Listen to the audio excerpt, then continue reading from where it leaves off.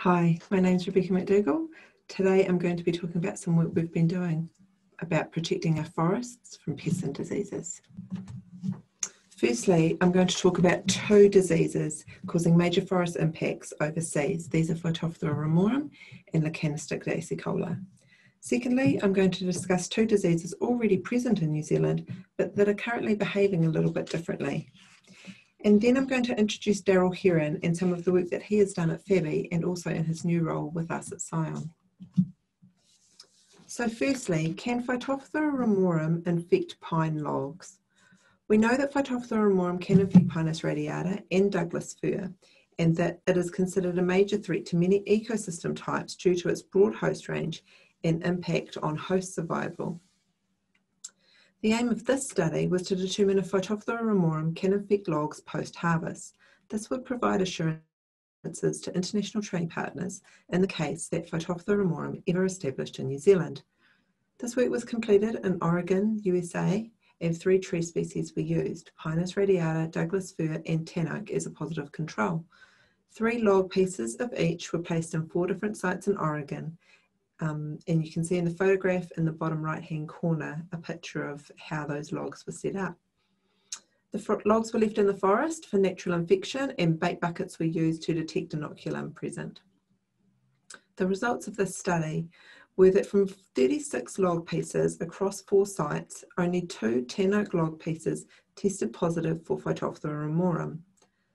Some lesions were observed on the Pinus radiata logs. However, Phytophthora ramorum could not be isolated from those. The conclusion was that Pinus radiata logs are not susceptible to Phytophthora ramorum colonization, and this demonstrates that the risk would be low for post-harvest logs. Next, I'm going to talk about Lecanosticta acicola in Spain. Lecanosticta acicola is the causal agent of brown spot needle blight. This fungus is found in the Northern Hemisphere, but also in Central America and Colombia. We recently visited Spain in April 2019 to observe this disease and to build connections. This was a great opportunity to see the disease firsthand and the impact it is having in forests there. It was also good to make connections with Spanish researchers and to become more familiar with the disease. Ceridium. Ceridium has always been associated with Cupressus species in New Zealand, but we have now recently detected Ceridium species on Pinus pinasta and Pinus radiata.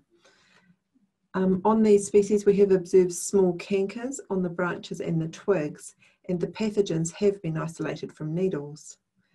It is not known to cause disease on pine anywhere else in the world, and Scion pathologists are currently investigating the taxonomy of the isolates from the 3 locations. We have also conducted a field visit to observe trees in the field, and analysis of those samples from the visit is underway now. Nectria flute canker. Nectria has been present in New Zealand for a while now, and it is caused by Nectria foucaultiana, formerly called Nectria or Nectria foucaultiana. This year, the pathogen was discovered north of its previously known boundary. In a recent Forest Health News article of August 2020, the map on the right-hand side of the slide was presented, showing the results of a Nectria flute canker survey from 2005 to 2008, but also showing the new finds in 2020 above Christchurch. Is this pathogen on the move, and why? Since the reclassification and during our diagnostic analysis, it became quite apparent that more work is needed. We need to understand the species and the taxonomy of the populations here in New Zealand and relative to the overseas populations. Are there other factors responsible here? Is a changing climate, such as climate warming or genetic change in the pathogen, responsible for this? This is yet to be understood. So lastly, I just want to introduce Darryl Herron. Darryl is currently based at FEBI at the University of Pretoria, but is also working for us here at Scion. Darryl started working for us during lockdown for COVID-19 back in April 2020.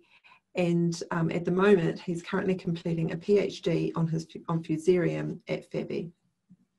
This PhD is looking at Fusarium succinatum, the causal agent of pitch canker, that's also associated with grasses in South Africa.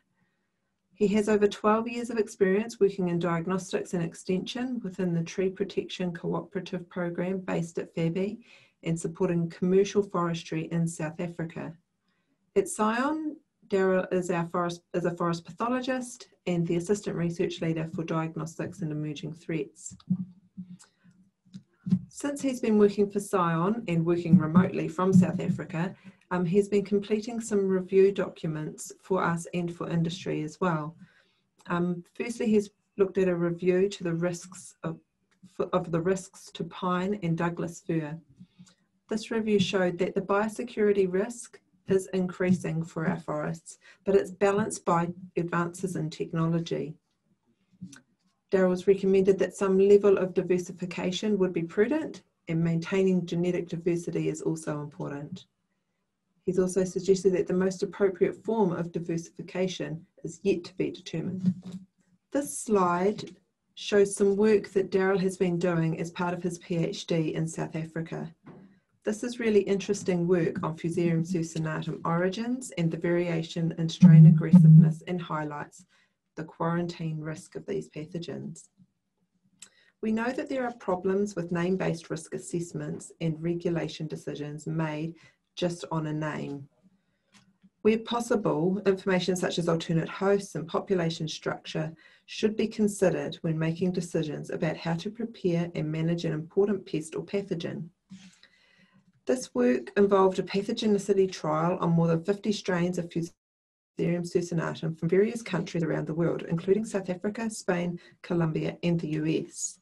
The trial showed a wide spectrum of virulence between strains within countries and between countries. This variation is important to note for countries such as South Africa that have developed pine breeding programs challenged with local strains of the pathogen. Bred material might be susceptible to more virulent strains of Fusarium succinatum from other places. Identifying centres of origin and countries with virulent strains can help focus quarantine efforts and better prepare breeding programs for new strains that may enter a country. We're really looking forward to Darryl being able to join us in New Zealand once he has finished his PhD and is able to come to New Zealand. Lastly, I'd like to make some acknowledgements.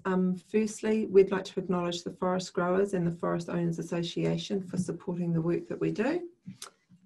We'd like to acknowledge the Oregon State University, Jared Lebaldis and his team for the work on Phytophthora ramorum. We'd like to acknowledge NICA in Spain for their support in visiting Spain and the forests there. And we'd also like to acknowledge SPS Biosecurity for the work that they've done around the Nectria and Ceridium detections as well. Thank you very much for listening.